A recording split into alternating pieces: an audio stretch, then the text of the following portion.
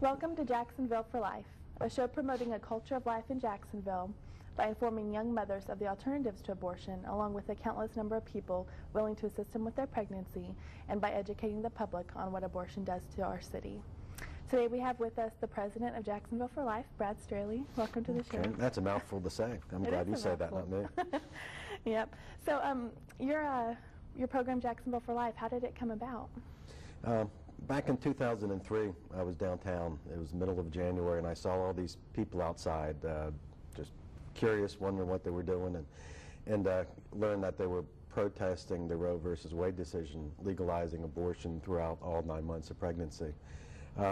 Next day, I read the paper, found out who the organizer was, contacted them, learned a little bit more information about what they've done since 1973, who participates, things like that. And I was really disappointed to find out that just about 99% of all the participants were Catholic.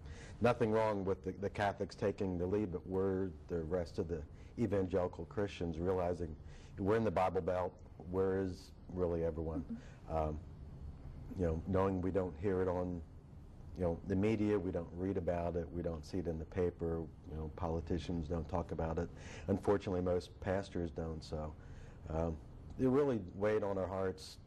What can we do? We don't want to redo what the Catholics have done such a great job at, as far as the March for Life in January and the Life Chain and things like that, but how can we inform the public and educate young mothers that there are alternatives to abortion? So we prayed about it for a long time, realized let's go ahead and start an organization, and we'll do some things that currently aren't being done, such as the website, Facebook, Twitter, and assist with pro-life events. Okay, and so what all does Jacksonville For Life do? We first started out with a direct mail, trying to get people informed. Things like, back then it was 8,000 abortions in Jacksonville. No matter who we talked to, if they were pro-life, pro-choice, or neutral, just the number of 8,000 a year, every year in Jacksonville, was just mind-numbing to everybody to sit there. And then we said, we'll break it down even more. 40% of all pregnancies in Jacksonville end in abortion. And it's tough to get your hands around that, but when we sit there and say that's nearly twice the national average, something in Jacksonville is amiss. What are we doing or not doing that is the case? So we did a direct mail. Shortly afterwards, we started a website that I'm proud to say that we totally revamped this year, and it just, it's fantastic. It's the #1 pro-life website in Jacksonville. And what we're trying to do is to inform the public. This is what's happening. Most people have never seen what an abortion is. They hear about things like D and C and D and X and DE and saline, and these are just terms and words, but when you look at pictures and see, this is what happens. This is what happens just about every single hour of every single day in Jacksonville. 1.2 million times a year in the United States. Seeing a picture of what it does, in my mind, is what brings a lot of people around. Just read this morning in President Bush's memoirs, what made him become pro-life was when his mom had a miscarriage, and he saw what he called then the fetus. It wasn't a blob of tissue, it wasn't a bunch of cells. It was either his brother or sister. When people see pictures, and people's hearts and minds get changed, and that's something that we can offer with the website. Also, on the other end, we can sit there and show, here's the babies through the development, talking about 10 weeks, first trimester, second trimester, third trimester, the growth, to sit there and say, this is a human being, we should value it. And that's something that the website allows us to do. Great. And what else does the website do? I know that you seem kind of excited about the website. Yeah. One thing, I like numbers. To me, that's what really got me saying something needs to be done in Jacksonville. 8,000 abortions, 40% of pregnancies, twice the national average. We talk about, there's a link on the website that talks about the side effects. And, we have it here. I won't run through them all, but and this goes back to the 1950s, these documented, side effects. Everything that we do there's a cause and an effect, and everything that we decide to do, there's something that happens afterwards. And this isn't something that anyone makes up, because some of this stuff is just it's horrible. Breast cancer increase. Women talk about the pain during the abortion that equals the pain that some cancer patients say that they have. Suicide rate after an abortion for mothers up 600%. Wow. Premature births up 30% after the first abortion, and after the second abortion up 90%. Medical complications from an abortion up 10%. Drug and alcohol use of the mother up 300%. Clinical depressed up 65%, and the list goes on. And it's out there for anyone to sit there and look. We also have where the studies came from. Again, it's not something that people's making up. This is real. These are medical, physiological, side effects. Not to mention what happens with, the couple. Right. It's tough enough for young couples now, but I think stats say 3/4 of young couples that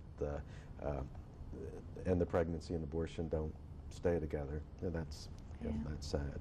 It's very sad. A lot on the website.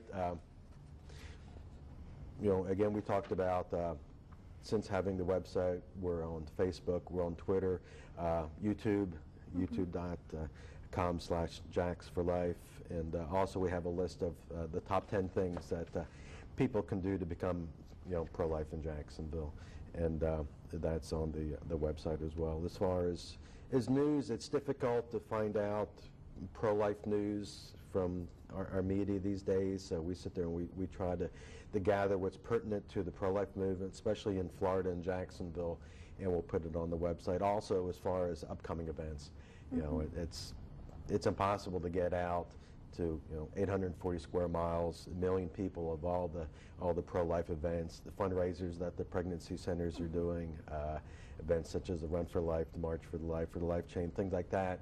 So we'll put that on the website. We'll also, if anyone wants to send an email, we'll send them out an email twice a month, but we won't pester them like the junk mail that we get. But yeah, I'm excited about the website, because that's something that wasn't around 7 years ago, and I think anyone that goes to Google, puts in Jacksonville Pro-Life, we'll be there.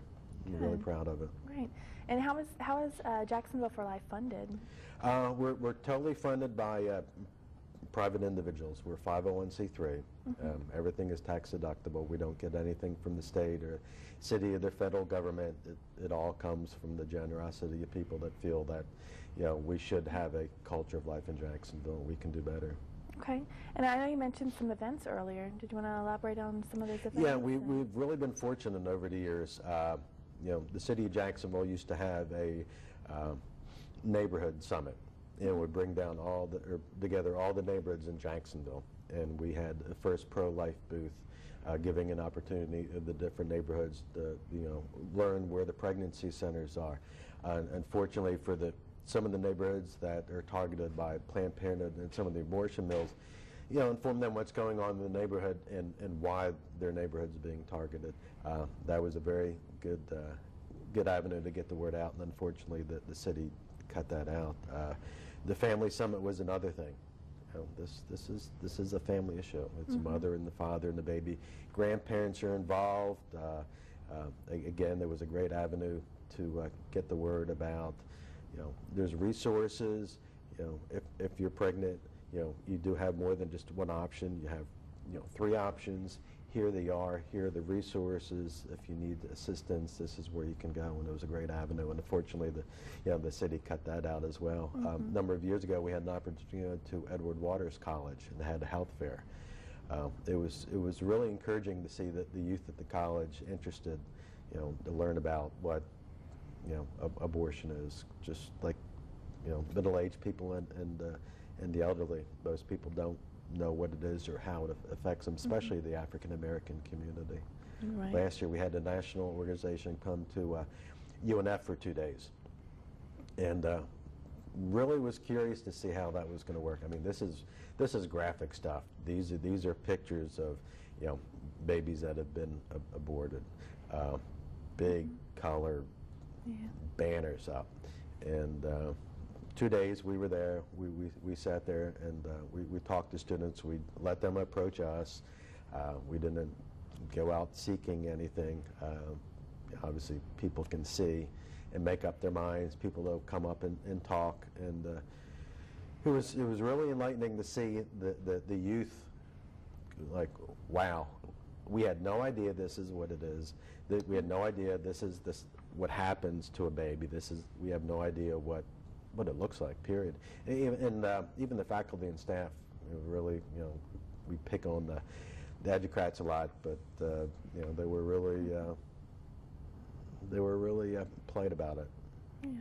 And what do you find surprises people the most when they hear about abortion in Jacksonville? I think the first, the sheer numbers. You know, the sheer numbers. You know, now it's 7,000. The fact that we have more abortion mills in Jacksonville than the entire state of Kansas. I mean, I was reading this morning, one of the abortion mills in Kansas is closed. They have 3 left. You have 3. You only have 3 on University Boulevard. Yeah. You know, the fact that they target minority neighborhoods, the fact that the person who ran the local Planned Parenthood for over 2 decades now runs our city's Children's Commission. How that got through, I have no idea. But you know, those things really, when you get to talk to the people, they're really surprised.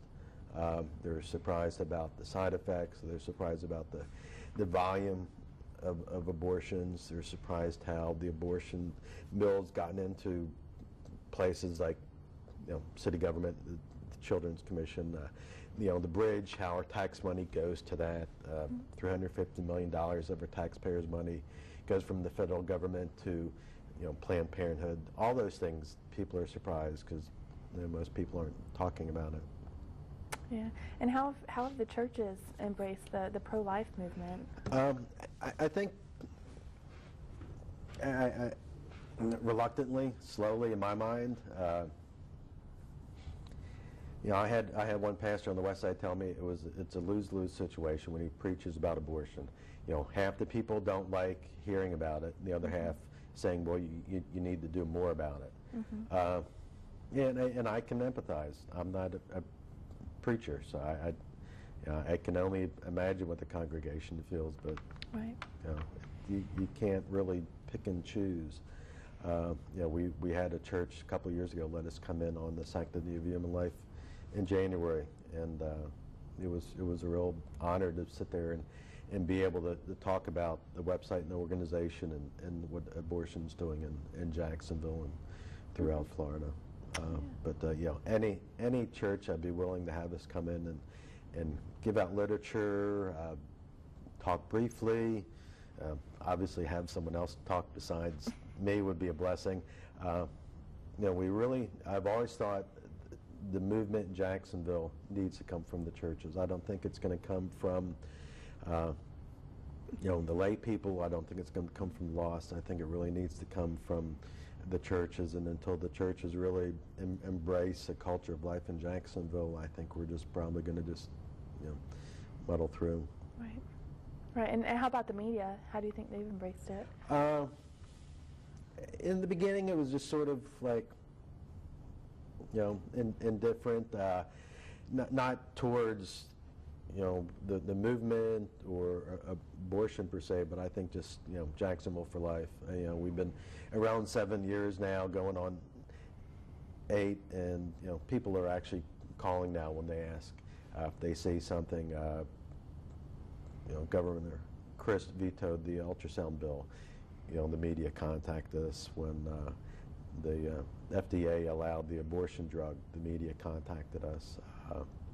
When the bishop decided to resign due to his age, the media contacted us. So it's good that you know they're coming to us. We're not having to go to them on all the issues. So it's good, and I think you know, it's a great building opportunity to sit there and say, you know, these aren't all a bunch of, you know, right-wing wackos. They're really trying to spread, the truth and help, help young families and save babies.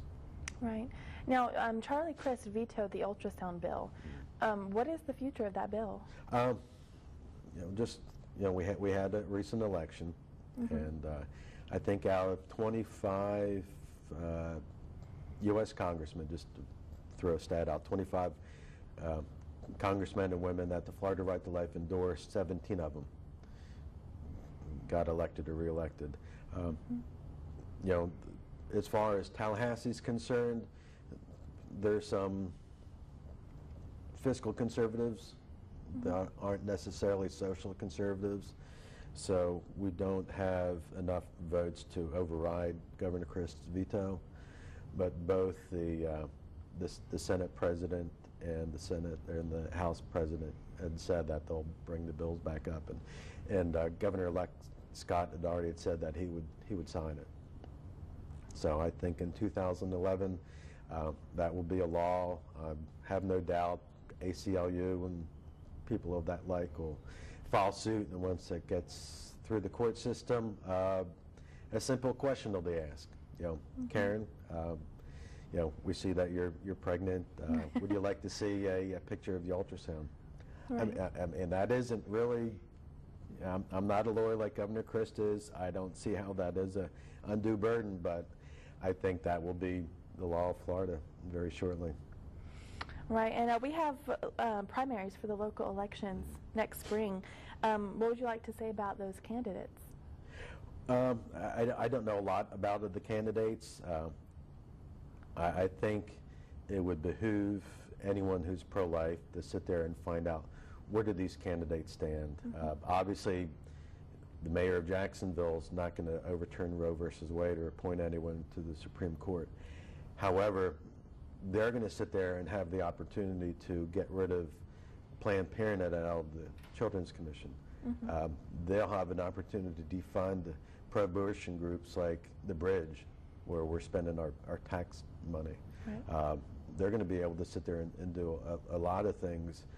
Same as school board, city council. We're all struggling. Taxes are going up.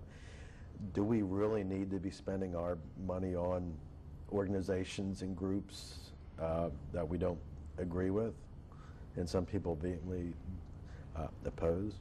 So I think it's important for everyone before they go to the primary to sit there and say, the economy is important.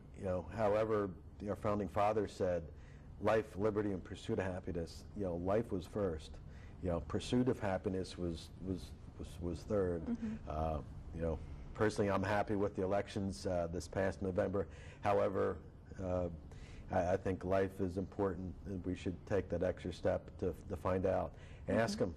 Maybe the candidates haven't had an opportunity to sit there and say what they would do. Maybe they don't know that's happening. I think it's our opportunity, our job to sit there and ask them, what would you plan to do? Is it going to be another 8 years like Mayor Payton, or is it going to be different? Right, and what are some of the local pro-life successes? I think the first comes to my mind is the 40 Days for Life. How people are out in front of the abortion mills, out there, bringing abortion to the front, where, in my mind, it should be. Helping young mothers sit there and say, right across the street is, Women's Help Center. They'll give you a free ultrasound. They'll talk about all your options, just not abortion, and not tell you about the side effects. They'll be up front and tell you 100% of everything. Having the website now, having the organization here, meshing with other organizations like Run for Their Lives, the area pregnancy centers, Catholics United for Life.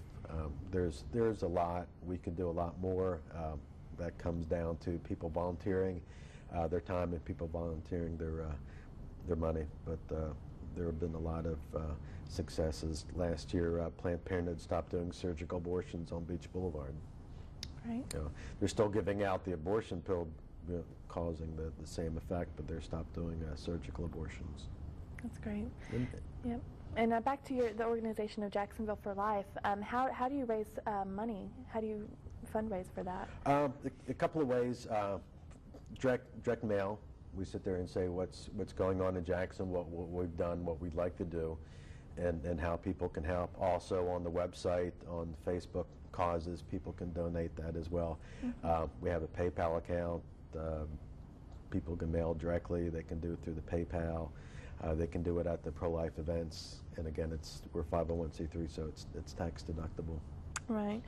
And what would Jacksonville for Life like to do in the near future? I thought about that a lot, and not worry about finances. I think probably any nonprofit, that'd be the number one thing, not worry about funding. With the time that we spend on trying to raise money so we can continue with phone service and electricity and the internet and the website, and then stationery. We were blessed to be able to raise money to get stationery. We're just out of the yard signs.